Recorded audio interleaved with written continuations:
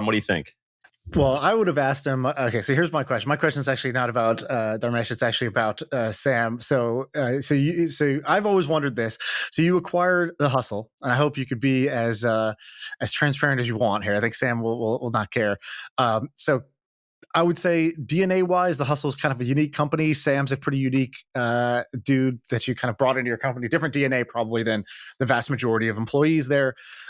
Give me kind of like, well, and you too. You're part of the deal too, Sean. So you're in the sure, but you don't have to deal with me on a day-to-day basis. So doing that deal and bringing these guys in, I guess, like, I don't know, are there any interesting observations, any entertaining little stories about either pre-acquisition or post that had to do with, Sam and the Hustle? I'm just curious, kind of like, what's your view on that side of the table? Because I've only been on the same side that Sam's on.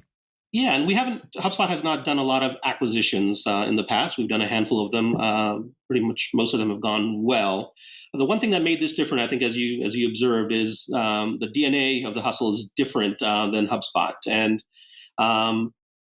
that's both a good thing and a bad thing. So the thing that I was worried about is, until now, I don't think Sam and I have ever had a one-on-one chat. So okay. This is my therapy session for you guys. This is like group therapy for two people. Sean, Dharmesh and I talk a lot on Slack. Yeah, on Slack, we're like buddies on Slack. We actually talk. But the thing I was worried about is that so Sam is a kind of what I would think of as a kind of type A personality. Just like he's out there, he's hustling. That's the name of the company, which is fine, but it's just not.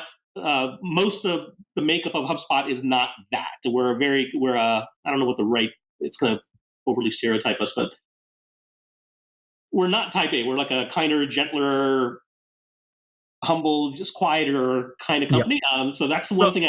Here, let me explain it this way. So Sam would be described as brash. I don't think anybody would ever describe HubSpot as brash. No. Well, today, Kieran, the guy I work with, technically my boss, he was like, you should probably hire someone outside of HubSpot for this role for your growth. And I was like, well, why? He goes, I think you're too direct for anyone who works at HubSpot. It's like that's an example. I think that was good advice, but it's worked out. It's worked out well. So there have been like the one kind of minor story I can recall. There was like a Twitter back and forth that I think Sam had with Rand Fishkin. I don't know if you recall this, Sam. That there was something that was said about VCs or investment or something. And Rand's been a good friend. It's like but I was like, oh, okay, well. It's fine. I'm like, okay, it's like and not like either party was right, wrong, or indifferent, but I know them, at least now a little bit, both. But anyway, so it's been fine. Well, in my defense, I hope, and even our podcast defense, our goal is we will disagree with people, but I hope that it never comes from a place of like disrespect or I'm trying to like hurt your feelings. No, but I will say, I do put entertainment first sometimes. So sometimes I will poke the bear for the entertainment value of it when, the kinder, nicer, simpler thing to do would be to do nothing or just back away. So I do like to have fun either on Twitter or on the podcast.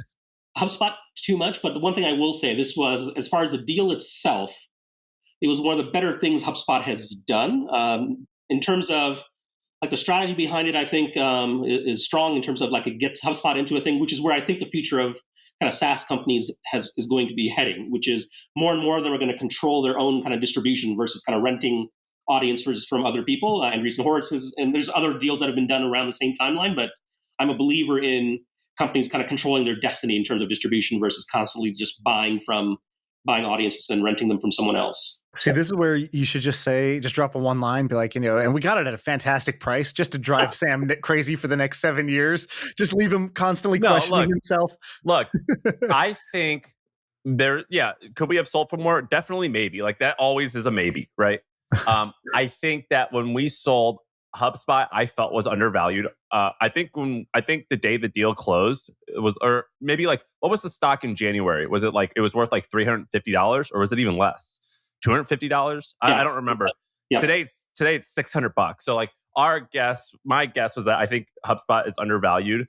And also I wanted to create a reputation of someone who was like a fair deal maker and I think people will know that like if I built something, I sold it, all parties got a good deal. Yeah. And so okay, all right, sounds good. We can switch off the Hustle acquisition. So let's do